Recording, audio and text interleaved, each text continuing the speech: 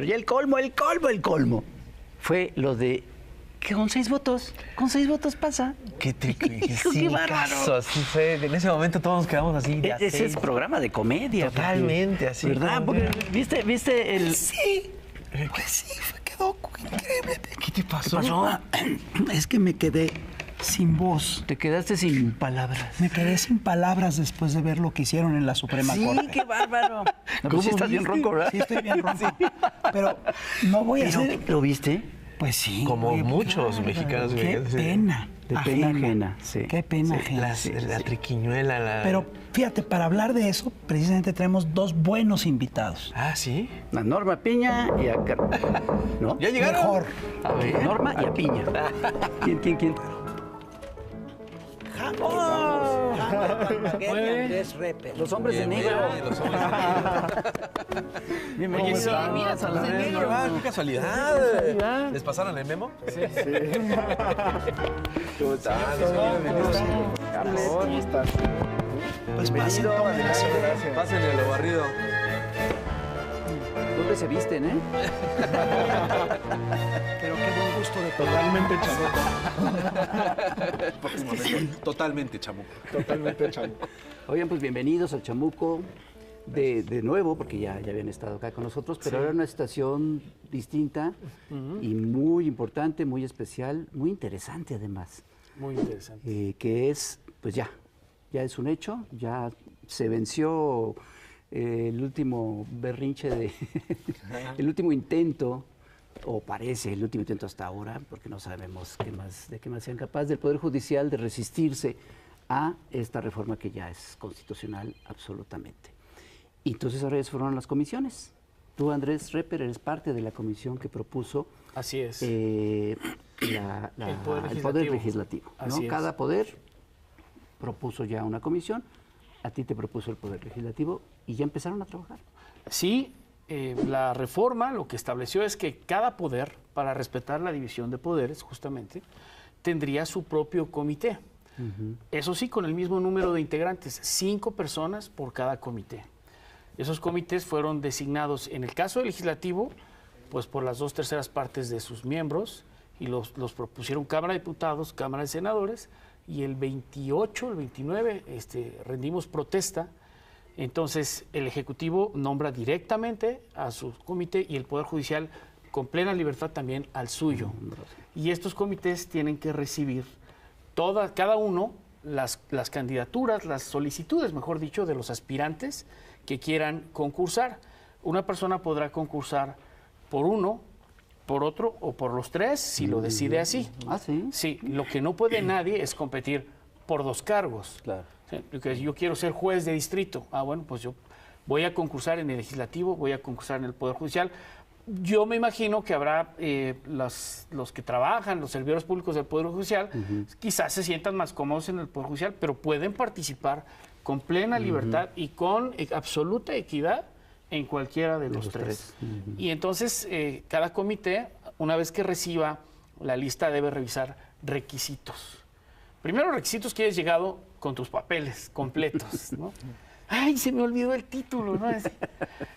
Desde luego, siempre dándole prioridad a los derechos humanos, tenemos que prevenir si un dato te falla o algo, oye, te faltó este dato, para que tengamos tu expediente completo. Y después revisar el cumplimiento, que de estos documentos acrediten que estás cumpliendo con los requisitos. O sea, no es así de, le faltó la tarjeta de vacunación. No, lo siento, ¿no? ¿Cómo? Ya se te acabó. No.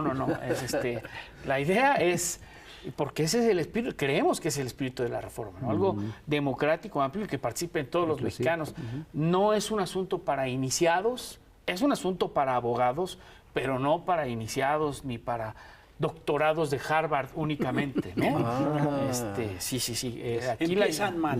Sí. O sea, Ortiz Mena, ¿no? Sí, y tú, vengo de Harvard, ¿y de qué te ríes? ¿No? Sí. Se le borró la sonrisa, por cierto, el otro día. O vienes de Harvard, ja, no se rían. ¿Quién empezó? Desde luego que no hay una, y no debe haber nunca un prejuicio. Cada quien estará ahí por sus méritos, pero no méritos numéricos ni métricos, méritos cualitativos que vamos nosotros como comité a ir identificando. una vez que tengamos por acreditados los requisitos, decimos, ya puedes estar en el concurso. O sea, no tienes derecho más que ya tienes un número, ya estás dentro. Y luego viene una etapa que se llama, de acuerdo como lo establece la ley, idoneidad, en la que vamos a evaluar conocimientos técnicos, buena fama pública, delicado, va a ser lo más delicado así para es, y experiencia profesional y desempeño en la actividad jurídica. Wow. Entonces son elementos que obviamente te permiten una valoración cualitativa. Después de esto se seleccionará a quienes pasen a una etapa de entrevistas, como sucede casi en todos los concursos, Sí, ¿no? Vas sí. reduciendo el universo de aspirantes y participantes. Una vez que pasen las entrevistas viene la evaluación integral, ¿no? Con los méritos de uno, de otro, el equilibrio, la paridad de género, qué tipo de tribunales estamos buscando. Porque no queremos el mismo tipo de criterios que hemos venido sufriendo. Claro. Lo acabamos de ver hace 3 días. Un criterio ya ni siquiera legalista. Ahora de lo que pedíamos la limosna es que fueran legalistas por lo menos, ¿no? Ahora se fueron por todos lados, menos sobre la Constitución y la ley. Entonces queremos un tribunal, y queremos tribunales y juzgadores, como lo dije el día de la toma de protesta, solventes técnicamente, pero diferentes.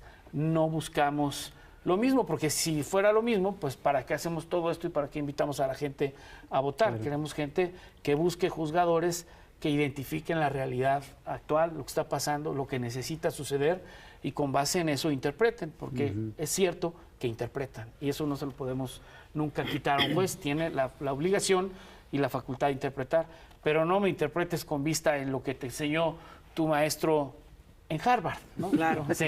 Oye, una pregunta. El otro día vimos un espectáculo increíble en la Suprema Corte de Justicia. Vimos lo que nunca pensamos ver, ¿no? 8 ministros yendo en contra de de una ley que ya había sido aceptada, que ya está publicada, ¿no? Y ellos que siempre dijeron que la ley se respete y que la ley es la ley, los vimos haciendo triquiñuelas hasta en el último minuto. En público. Bromas impresionantes. ¿Qué tan grave es lo que vimos ese día? Sí, pues es un nuevo ataque a la soberanía popular y a la democracia. De por sí, mira, no podían revisar el texto constitucional, no podían admitir siquiera esa acción de inconstitucionalidad a trámite. Se le llama notoriamente improcedente. O sea, cualquiera se da cuenta que eso no puede suceder. La Constitución no puede ser inconstitucional. Claro. Además, ya todos habían prejuzgado el caso. Todos se habían pronunciado a favor o en contra de la reforma. Tenían intereses. Y tercero, tenían conflicto de interés. ¿Sí? Porque se habló un poco de eso, ¿no? Sí, porque ahí están pues sus hijos, sus sobrinos, sus primos, sus cuates, ¿no? Todo ese bloque, ¿no? Esa cúpula dorada, ellos mismos tienen un interés personal y directo en los casos, tampoco se tendrían que haber pronunciado. Pero ya entrados en la materia empezaron a discutir si la soberana Suprema Corte o la tremenda Corte podía declarar inconstitucional la Constitución y pasar por encima, ¿no? del fundamento democrático del poder constituyente permanente. Renegaron ahí de un gran tratadista, para mí el mejor constitucionalista historiador de nuestro país, Felipe Tena Ramírez. Tiene un libro maravilloso llamado Leyes Fundamentales, todavía lo edita Porrúa, que es una compilación con además contexto histórico, político y social de cómo se generaron todos estos documentos fundacionales, desde la Constitución de Cádiz hasta la de 1917, y te explica qué estaba pasando en el país en ese momento, quién contra quién y por qué. Y ahí renegaron y dice, bueno, pues Felipe Tena dice que existe el poder constituyente permanente, pero para mí no existe, ese es un invento. El pueblo no tiene el derecho de alterar o modificar su forma de gobierno. Y de facto estaban modificando el texto del artículo 135 constitucional. O sea, el constituyente originario de 1917 no quiso sujetar a cadenas a las y los mexicanos del 2024, sino dejarlos en plena libertad para que pudieran en todo tiempo alterar o modificar su forma de gobierno. Y entonces dijo, si quieren los mexicanos del 2024 o del 2100 cambiar su constitución, lo van a hacer así.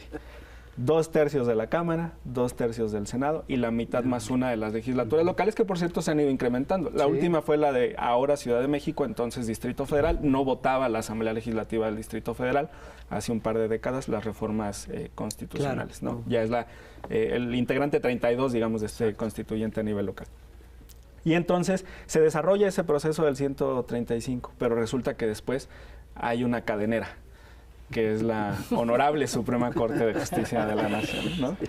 Que entonces suplanta al Poder Constituyente, y no son mis palabras. Ahí está el video de 2019 de Margarita Ríos Farjat. Cuando un senador del PAN, Damián Cepeda, le dice: oye, ¿y tú crees que la Constitución puede ser inconstitucional? ¿Tú crees que la Corte podría revisar el contenido de la Constitución? Y ella dice: no, porque entonces se estaría suplantando la soberanía del constituyente. Pero ahora ya cambió de opinión, claramente.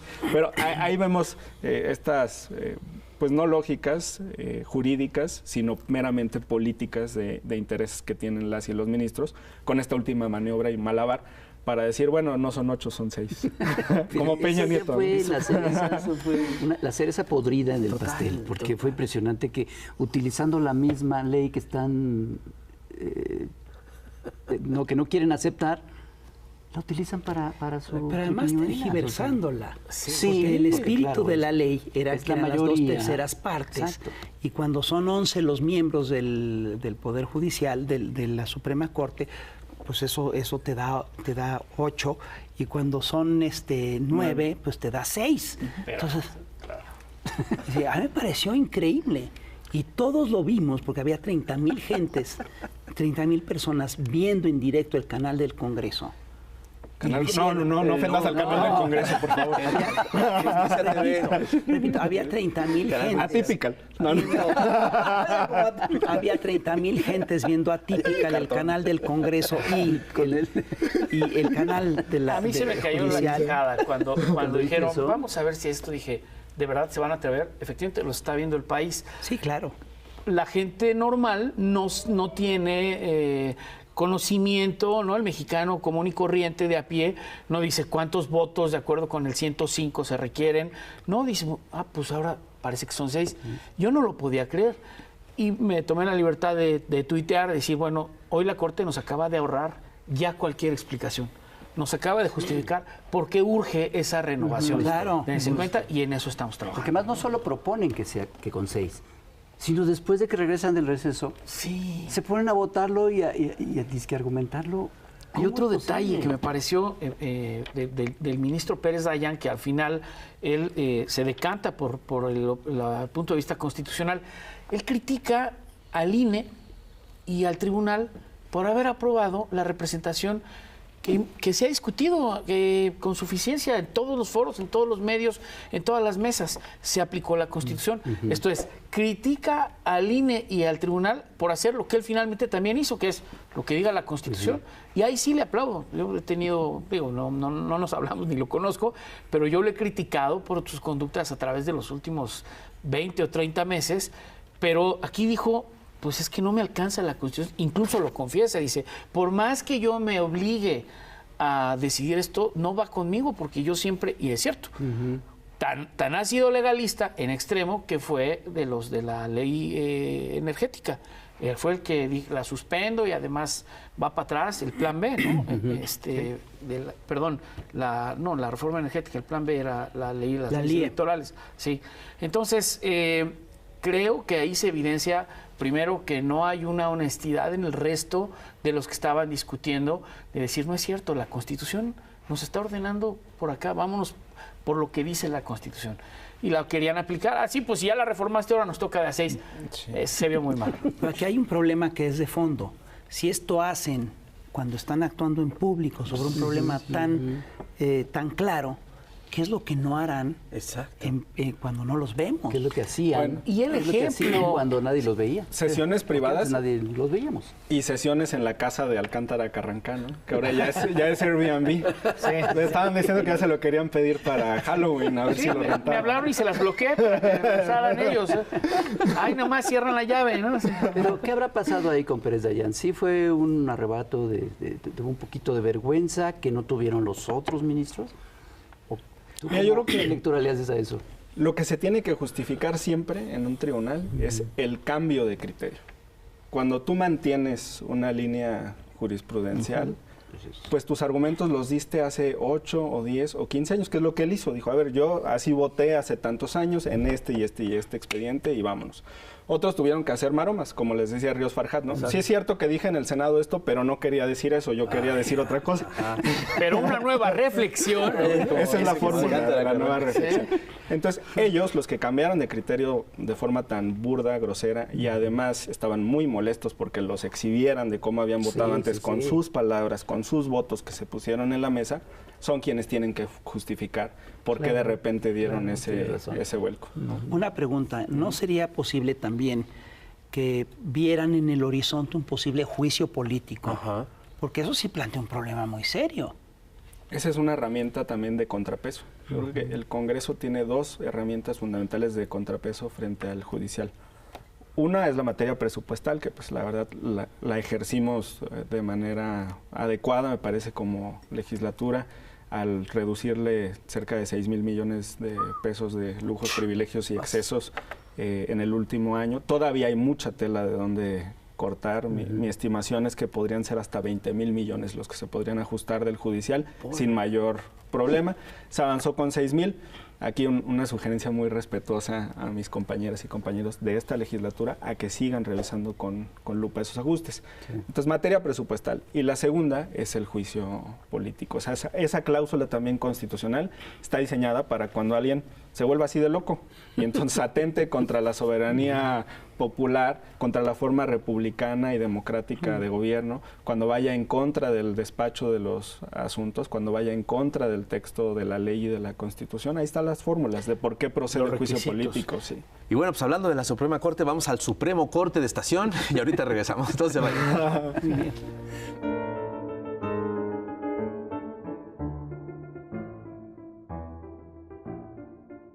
Y seguimos aquí platicando en el Chamuco TV con Hamlet Almaguer y con Andrés Repper. Y estabas platicándonos fuera del aire y del linchamiento público y muy cercano a Pérez Dayán por la decisión que tomó. Cuéntanos. Sí, me parece lamentable porque, bueno, tiene sus críticos, yo me incluyo entre ellos. Yo tuiteaba, criticaba sus declaraciones, ¿no? Cuando le dijo a Saldívar, si quiere lo arreglamos allá afuera, y luego un día fue a dar una conferencia, sí, así lo dijo, y luego fue en una de sus conferencias dijo, no nos van a doblar, ¿no? Sí. Y otra vez hizo declaraciones en general.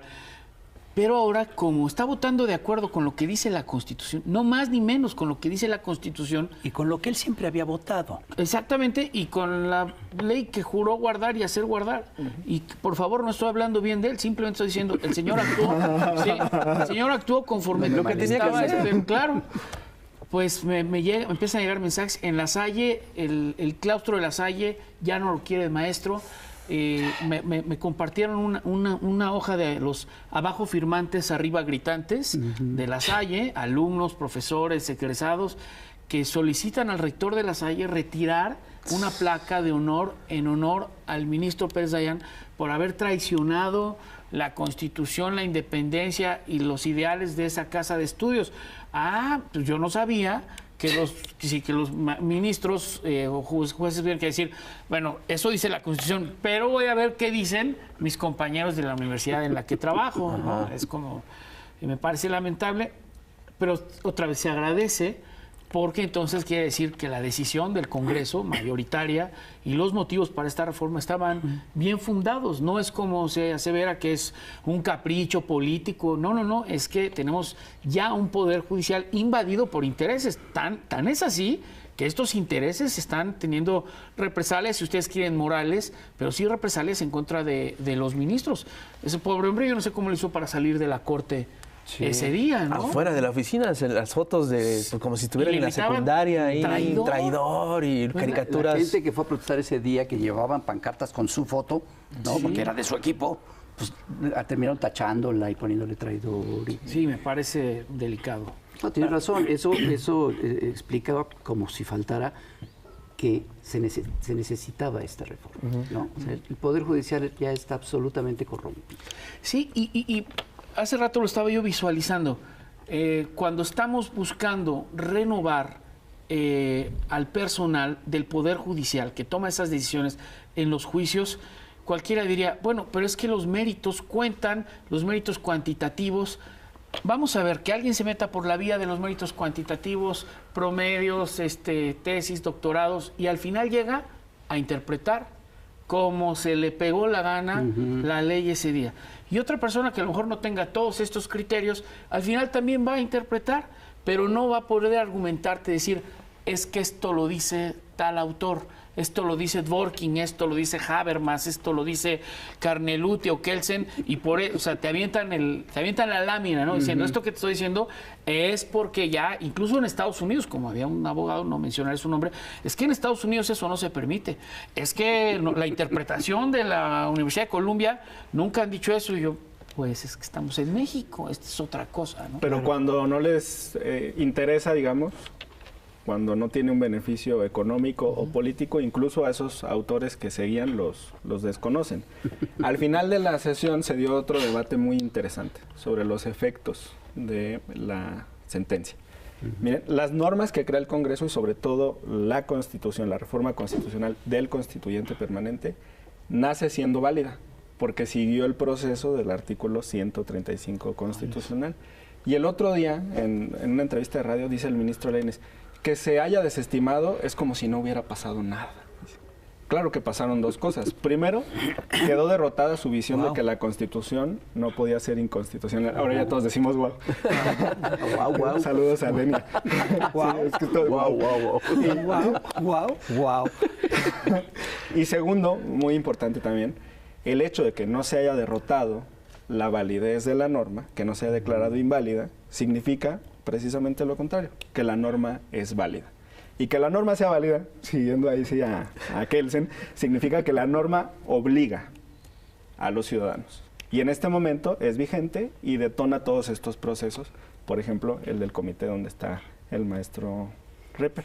De tal forma que sí vamos a tener elección el 1 de junio del 2025, porque tenemos norma válida. Van a seguir pataleando. Eso. Van a seguir pataleando. ¿Cómo? Mira, como lo hicieron en la industria eléctrica, fueron derrotados en la acción de inconstitucionalidad, que en teoría es un control, le dicen abstracto porque es impersonal, pero luego hay otra ruta larga, que es la del amparo, que sí es en casos particulares, individuales. De todas formas, para hacer una declaratoria general, necesitan a final de cuentas los 8 votos, que si se mantiene el voto del ministro Pérez Dayán, no tendrían. En teoría esa ruta larga llevaría por lo menos un año y para entonces ya tendríamos nueva Suprema Corte de Justicia de la Nación. Hay que analizar también qué pasa con la vacante de Luis María Aguilar. Desde mi perspectiva, los órganos están creados para funcionar y eso significa que tienen que estar completos. Entonces, para mí existe el derecho de la Presidenta y del Senado de la República de designar un ministro de la Corte que cubra la vacante de Luis María, el 30 de noviembre. ¿Y qué va a pasar ahí? Claudia Sheinbaum va a proponer, o sea, va a ser así que con la manera anterior. Mi interpretación es que puede hacerlo, que puede presentar una terna y que el Senado puede elegir un ministro que solamente... con el procedimiento anterior a la reforma. Un ministro que solamente estaría en funciones por estos 10 meses, de aquí a que tomen posesión los nuevos integrantes. Esa es mi interpretación. Y además ya van a ser 9. Sí. O sea, sería alguien en funciones del 1 de diciembre del 2024 al último de agosto del 2025. Hay otras personas que interpretan que se requiere una reforma constitucional para esa vacante. También es posible. Y luego hay una tercera vía que ya anunciaron que van a intentar, y es la de las Cortes Internacionales. Sí. Pero si esta toma un año, aquellas toman... Por lo menos 3 o 4. Hay 13 precedentes a nivel americano de reformas importantes o de destituciones, en otros casos por juicios políticos, a juzgadores en la región. Y en todos ellos, en caso de encontrarse que hay alguna violación a los derechos de los juzgadores, siempre se resuelve de 3 maneras. Vinculan al Estado a que los restituya en su cargo, y ese cargo ya no existe. Les dan un cargo similar, tampoco existe un cargo similar. o les dan una compensación económica. ¿Y qué crees? La compensación económica ya está resuelta, Claro. porque todos tomaron su bolsa con la jubilación, que por cierto creo que la dibujaron, ¿no? Entonces, sería infructuosa, digamos, esa demanda, igual con los jueces y con los magistrados, porque conforme al artículo 10º transitorio de la reforma, que hemos también platicado aquí, están cubiertos en el aspecto patrimonial. Entonces, no van a ir a ningún lado con las cortes internacionales. Wow. Y han validado, por ejemplo, el caso Bolivia. Claro. Pues esto ha sido confirmado por la Corte, que en Bolivia los problemas son legislativos, digamos, radican en el Parlamento, no en el desempeño de la Corte de Bolivia, ni no. Entonces, de ahí se han agarrado para decir, oye, no funciona, no. Lo que pasa es que allá no se han puesto de acuerdo para esas nominaciones y eso ha tenido un problema legislativo. Pero la parte de la elección de los jueces, bueno, pues ya lo sabemos, subsiste en Estados Unidos, la otra vez hasta la boleta de la elección en Arizona nos la compartieron por internet. Y para complementar lo que dice el maestro Hamlet de García Almaguer, es que sí van a seguir pataleando, pero seguirán en la ilegalidad porque el amparo no puede promoverse contra reformas constitucionales, como se ha dicho hasta el cansancio. Y esta limitante, este impedimento, no lo estableció el nuevo régimen egresado de las elecciones de 2018. Esto se incluyó en la ley de amparo, me parece que en 2013, cuando estaban otros regímenes gobernando, dijeron el amparo. ¿Por qué? Porque había personas que se estaban amparando en contra de la reforma energética. Dijeron, no procede en contra de las reformas o adiciones a la Constitución, ¿no? Claro. Entonces, sí lo van a seguir intentando, pero si siguen admitiendo, seguirán violando la ley y la Constitución. Sí, pero ahí no va a acabar la resistencia. No.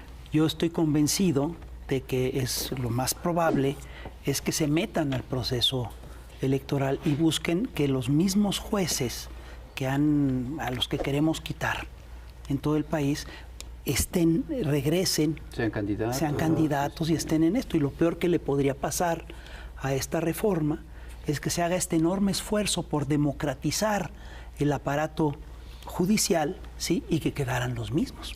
Sí, en ese sentido creo que los comités no pueden descartar a nadie, tienen que valorar por sus méritos, insisto, bajo una valoración cualitativa, sí se cubren los requisitos, pero el comité quiere conocer a los candidatos. Creo que hemos visto durante todos estos meses cómo algunos miembros de la Judicatura han dicho, no, pues incluso se fueron a presentar una nota, ¿no?, a la Cámara de Diputados, algunos diciendo, nosotros sí queremos, o sea, no nos generalicen. Habemos algunos que sí estamos dispuestos y hay otros que se mantuvieron al margen y otros que de plano ejercieron una labor política. A mí, lamentablemente, eso me dice que es una persona que estaba defendiendo a un gremio más que a la Constitución, a la que se deben. Claro. Independientemente que pueda ser un ensayo académico. Hoy puede ser un ensayo, ¿sabes qué? No estoy de acuerdo con la reforma y lo subes al foro entre tus estudiantes, etcétera, entre los medios para socializar tu punto de vista con un enfoque técnico. Pero lo que vimos en estos meses, muchas expresiones de literal activismo en contra de la reforma. Los comités no tienen un prejuicio por ese tipo de dichos, pero se revisará efectivamente, puntualmente, los perfiles de cada una de las personas. Es natural, sí, es nuestra obligación revisar. El Poder Judicial, bueno, si durante tantos años se ha mantenido como un universo cerrado, ¿no?, con una serie de personas y de intereses, me parece lógico que aún a pesar de la elección, muchos de ellos se mantengan, incluso ganando, ¿no? Sí. Porque van a ser los candidatos. Eventualmente van a ser los candidatos, me parece obvio.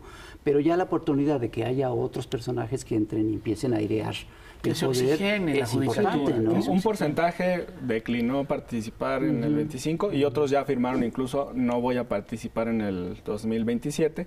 Y fíjate, la reforma constitucional en su momento, ahora texto vigente de la Constitución, creó 2 derechos político-electorales: a votar por personas juzgadoras y a ser votado. Entonces, ese derecho a ser votado lo tienen quienes están en funciones. Ellos solitos declinaron a ese derecho.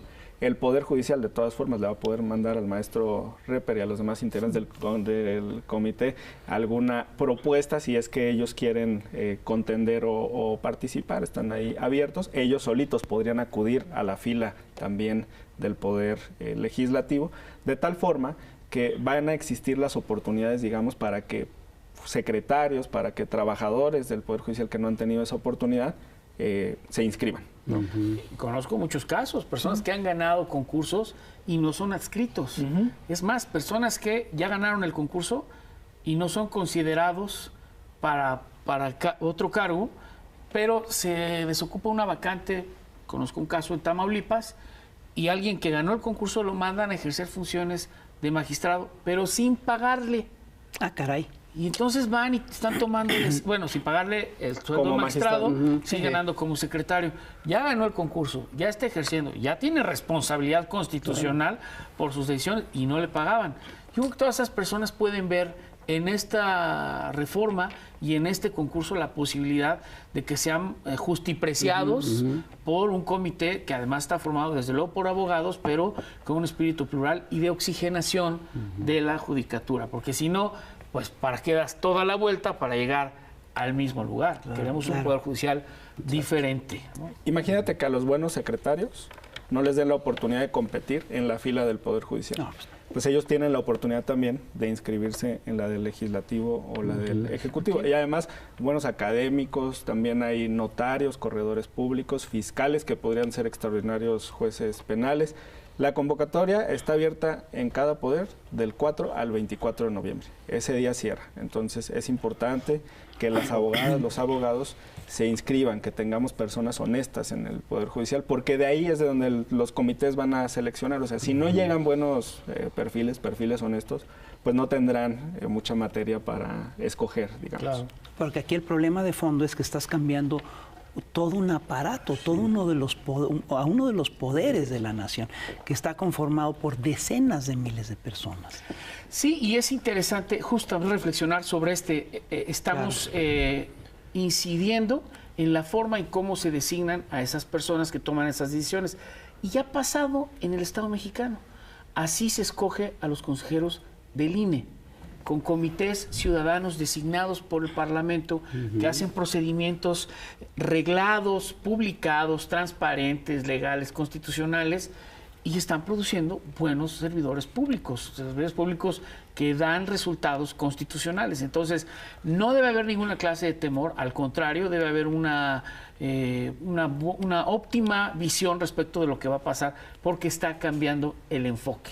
No es ni numérico, ni es, no, pues es que él estuvo de secretario del ministro tal y entonces... Le pues toca. vamos, sí, exactamente. Meritocrático, ¿no? Sí. Sí, pero lo que estás cambiando es la cultura con la que se ha comportado toda una rama de conocimiento, digamos, del país, ¿no? Incluso se tiene que cambiar la abogacía. Claro. Y Wow. el pueblo viendo Como diría el un clásico, procedimiento. wow. Sí. Eso es bien importante. Al final es el pueblo, eso parte ya no le toca a los comités. Los comités, por cierto, hago comercial de qué es lo que va a pasar, ¿no? Después de que tengamos las entrevistas, se los entregamos a los poderes, tanto a la Cámara, el de Legislativo. Los demás se lo entregan a su respectivo poder. Nosotros le entregamos a la Cámara de Diputados y a la Cámara de Senadores los resultados. Ellos la deben aprobar, deben validar eso y nos lo devuelven para que nosotros ya hagamos una entrega protocolaria al Senado, de acuerdo con la Constitución. El Senado revisa que así ya no le falta nada, se lo entrega al INE, y el INE ya con esas candidaturas, y él no define candidaturas, él arma el proceso electoral. A la boleta. A la boleta, exactamente. Incluyendo a los que dijeron, yo me quedo, pues tú tienes pase automático a la boleta. Si eres juez, magistrada, magistrado, ministro. Ministro, que en el caso de ministros solamente fueron Tres, las sí, ministras. la ministra Doña Esquivel, Batres, la ministra Batres Esquivel, y Ortiz, Loreto Ortiz, exactamente. Ortiz, Sí. Vamos a otro corte de estación y vamos a ver a la chamuca Cintia Bolio, así que no se vaya, por favor. Ahorita nos vemos.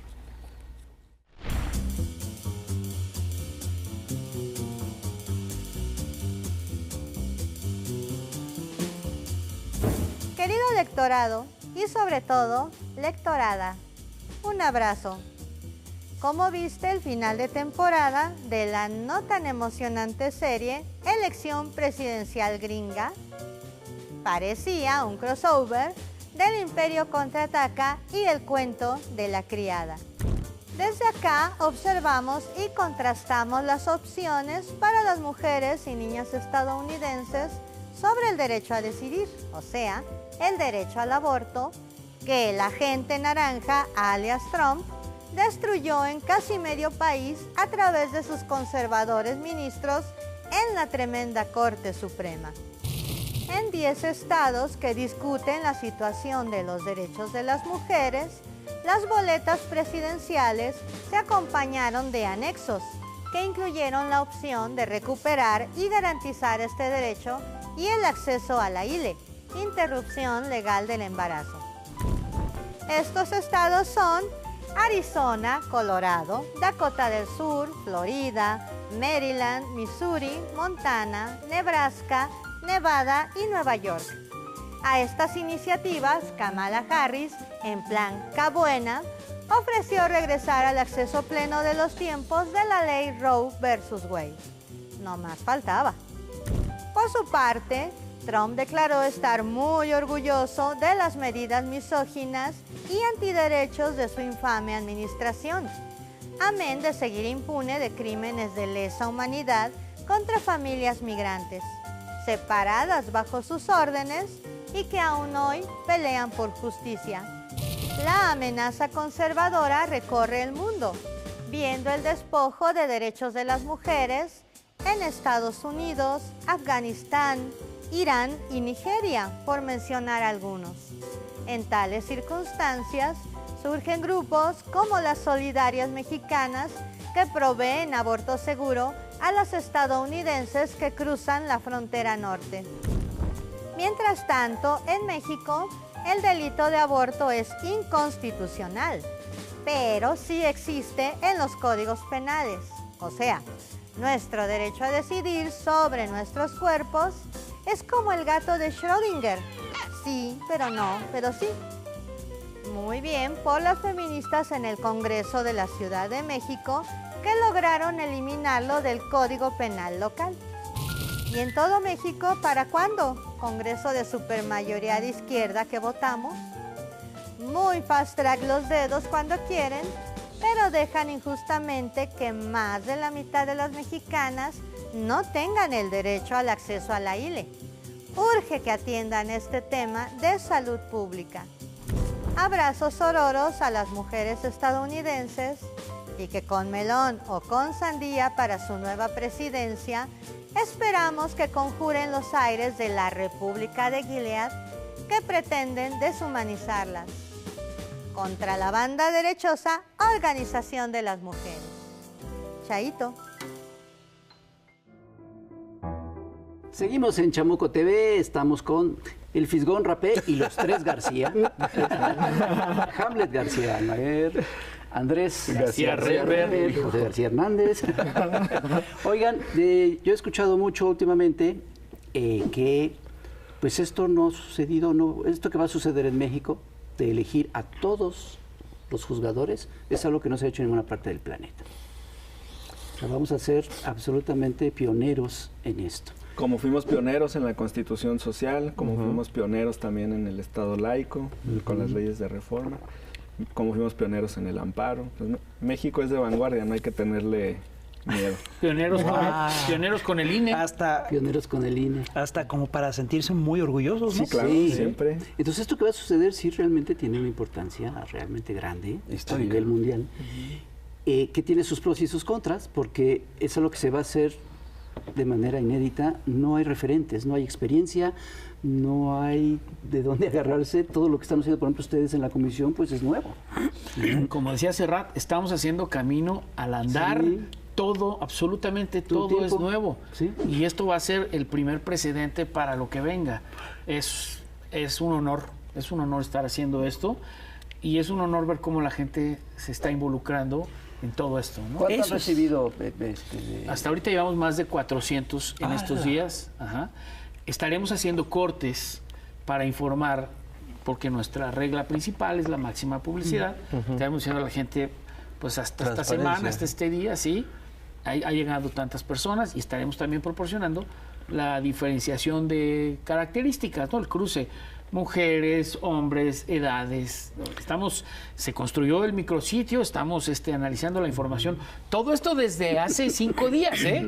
Entonces, somos 5 miembros del comité Entonces, sí, tenemos un reto formidable, estamos echando muchas ganas. Pero Oye, yo creo que les esto pre- se puede hacer, entre otras cosas, porque si hay un cambio en la información que tiene la gente. Claro. No, el otro día en un pecero alguien me empezó a hablar, no, es que lo de los 8 votos y los 6 votos, yo me quedé de a 6. ¿no? Y gente informada, Qué bueno. ¿no? Y esto te habla de un cambio de mentalidad, ¿no? Totalmente. Así es, que la gente a través de las redes sociales están tomando un curso, o estamos todos tomando un curso de Derecho Constitucional y afortunadamente tenemos personajes como el maestro... Que le saben. Sí, que Maestrazo. siempre... Yo lo veo en la tele y cada vez digo, a ver, toma nota, toma nota. Sí. Esto se lo voy a decir a mi novia para impresionarla. Esto que están haciendo los miembros de las comisiones en los tres poderes, ¿es un trabajo remunerado? No, no lo es. Honorífico. Es honorífico. Tengo el honor de ser la segunda vez que participo en un comité así. También fue honorífico la vez pasada y pues es triste. ¿no? Es un honor, es un servicio a la patria. Cuando a la patria no se le cobra. Pero sí necesitamos y sí, desde luego, les pediremos, si nos los dan proporcionando, pues el apoyo técnico, el apoyo logístico, Claro. ¿no? Necesitamos de una oficina, la computadora, y eso, desde luego, nos lo están facilitando, pero es absolutamente honorífico y es un alto honor. Hicieron un gran trabajo con el Instituto Nacional Electoral. Llegaron perfiles capaces, todos con experiencia. Pues el consejero Montaño ha sido fiscal, ha sido consejero local, ha sido también magistrado y ahora está ahí. En el caso de la consejera Rita Abel, también oaxaqueña, una extraordinaria nominación que le da un enfoque también de los pueblos originarios. La presidenta Tadei, pues claro, con la experiencia en el órgano local de Sonora.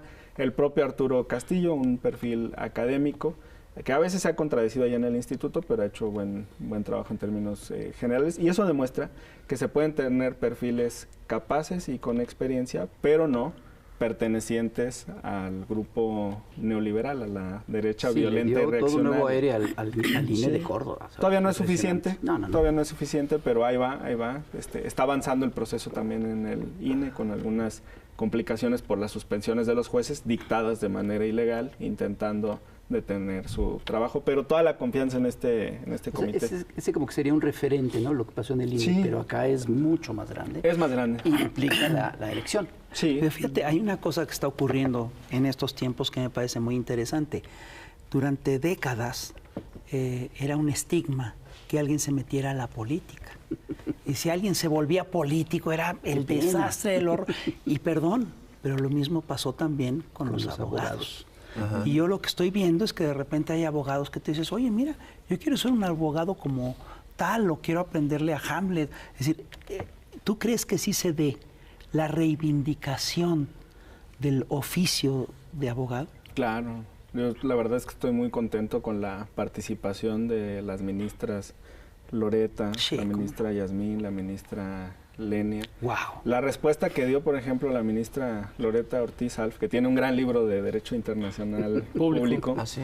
con muchísimas ediciones, y fue directora de una facultad de Derecho importante en el país, pues puso las cosas en su lugar. Dijo, a ver, la Constitución está por encima de los tratados internacionales. El neoliberalismo nos quiere llevar hacia allá, que el pueblo pierda la soberanía de sus determinaciones, sus decisiones, el futuro del país, y que dependamos de lo que se decida en otros lugares. Decía en una entrevista el otro día la ministra Loreta, el riesgo de someterse así, a ciegas, a estos factores internacionales, podría implicar, por ejemplo, que si un tratado o la Constitución china dice que todos los mexicanos somos chinos, pues nos vamos a volver chinos, ¿no?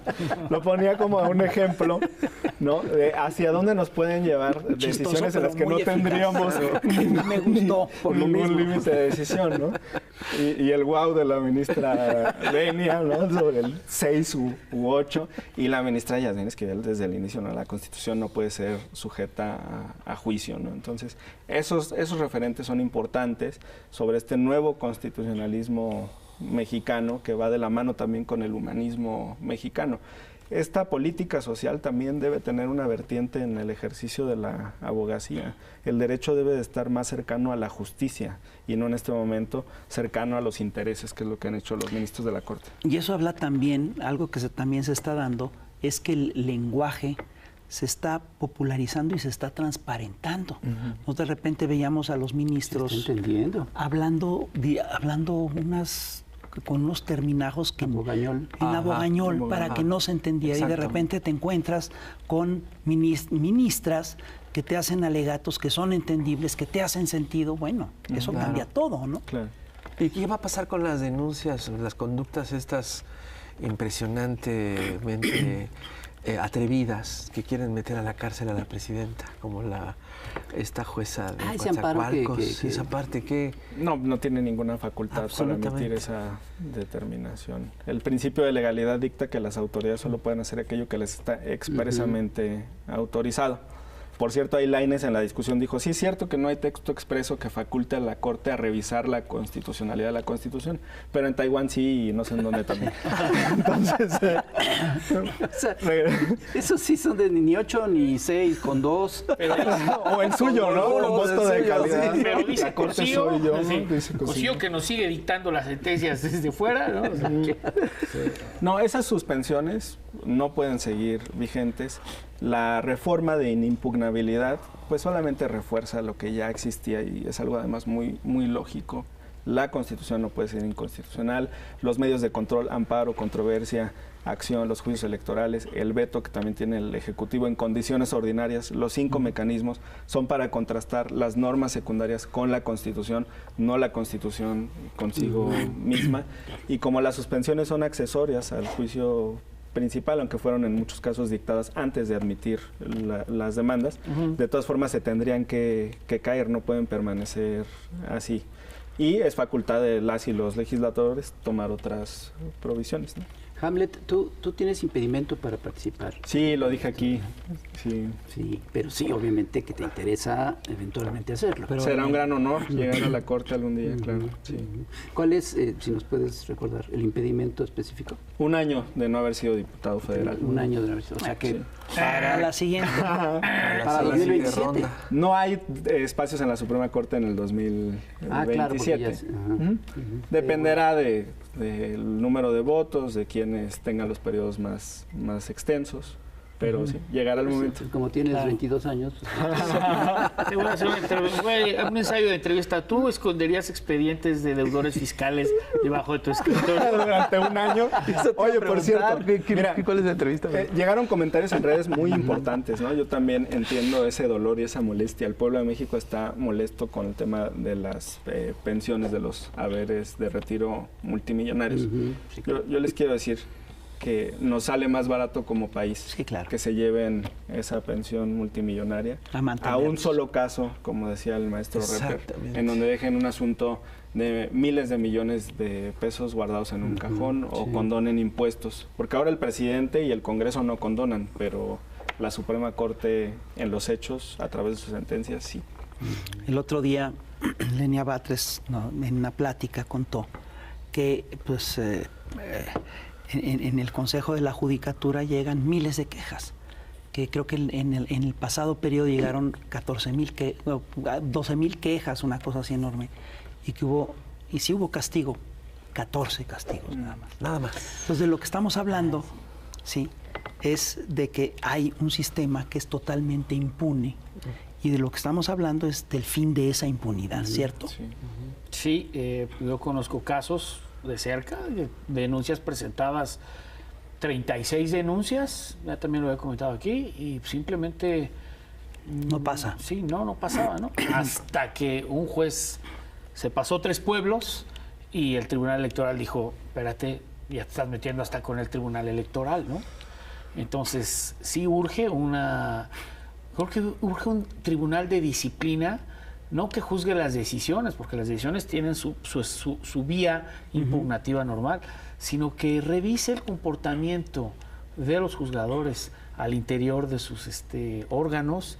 Todo esto afortunadamente irá cambiando porque la Constitución ya establece una nueva forma de administrar y gestionar al Poder Judicial, porque ahorita lo que les comenté cuando vine la primera vez, pues el juez era el señor feudal en su feudo y tú podías haber pasado el examen, pero al final que tenía la última palabra era el señor juez, y es ahí donde intervenían las buenas relaciones políticas al interior y los compromisos, ¿no? Toma y daca, quid pro quo, ¿no? Carpe diem, etcétera.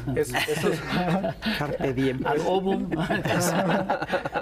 Oye, esos casos de Tamaulipas sí son también emblemáticos, ¿no? Que un juez quiera dictar una suspensión para que alguien que esté impedido para ser legislador federal y entonces tener fuero, lo logre por la puerta de atrás, fuera incluso de su competencia, es algo Lo de terrible. Cabeza de Vaca. Lo de Cabeza de Vaca, y ahí lo han sufrido, lo han visto. Porque es el resultado de esto que yo decía, es tal la embriaguez interpretativa con base en precedentes que no sé qué. Dice, es que no, esto sí, no, mira, no lo dice la ley, tampoco lo dice la Constitución, ni la jurisprudencia.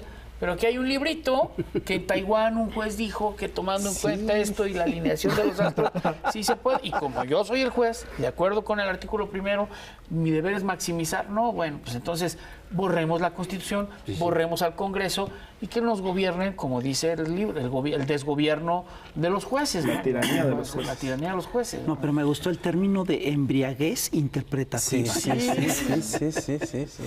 Total. Bueno, ahorita que decía de Hamlet que su interés en participar, pensé que ahí hay otra renovación que es la generacional. ¿no? Así es. Claro, Porque la Suprema Corte... es una burocracia. Pero además aparte- era una serie de viejitos ahí Sí, que claro. nadie conocíamos, ¿no? Y ahora, bueno, ya va a haber oportunidad de que entren. Ahorita, pues, Lenia Batres, pues, es Más joven. pero sí vendrán ministros mucho más jóvenes, yo supongo, ¿no? O sea, también va a haber esa posibilidad de que haya un cambio también generacional. Creo que sí, y creo que debe ser el primer cambio de cómo se conceptualiza la función judicial. El juez debe dejar, desde mi punto de vista, puedo estar equivocado, pero el juez debe dejar de ser esta persona que se caracteriza con una toga, porque entonces, no, es que es para darle majestad, para darle autoridad. Pues no, a mí dame argumentos, no me digas, me llamo Teatralidad. Suprema, La exactamente, teatralidad. Corte de Justicia. A ver, la palabra corte viene de la monarquía. La corte era donde ibas a pedirle al rey cosas, ¿no? Es un tribunal. Qué bueno que no se llaman Real Audiencia, ¿no? Pues se debe llamar Tribunal Superior o Tribunal Terminal. Significa que somos la última autoridad y se toman en cuenta muchas cosas, pero venimos heredando esto desde la colonia y entonces tenemos que cambiarlo. Tiene que haber unos órganos colegiados, yo los visualizo estilo el INE, donde se pueden decir de cosas, pues yo no estoy de acuerdo, porque además a veces las sesiones parecen como Pero guiones. nos vamos a poder dibujar con su birretito. Y Bueno, sí, eso. Te quitaría esa parte, ¿no? Ya vamos a acabar, pero yo sí quiero insistir en un tema. Sí será necesario que la ciudadanía vigile las próximas elecciones de jueces. No solo eso, que vigile a los comités, Claro. que vigile los resultados, que vigile la elección, cómo se conforma. A ver, la gente va a ir a votar y no va a haber representantes de partidos políticos, está prohibido. Claro. Entonces tiene que haber una observación ciudadana muy pendiente de lo que suceda en las urnas. Hamlet, Qué gusto. Andrés. Tac, tac, nos falta aquí un masito, ¿no? Tu toga. caricatura, ¿no? Tu caricatura. cartón. Muchísimas. Y la tuya también, Sí. limpiando el tiradero. Pues, a ver, pues hay que seguir limpiando el tiradero. Y hay que seguir en el Chamuco. Son honorarios ya, muchos invitados honorarios. Muchas gracias por Sí, estar es aquí. bien gracias. interesante y Sí. todos vamos a estar pendientes de qué sucede. Es un inédito, supongo que se cometerán errores y todo, pero hay que rescatarlo. Hay que ir hacia adelante. Hay que ir hacia Totalmente. adelante. Sí. Pues Muchísimas gracias. Ya lo saben, señoras y señores, otro programa para compartir, comentar, coleccionar y cuídese mucho. Nuestro plan C de siempre. Ya lo saben. Bye bye. Chao, chao.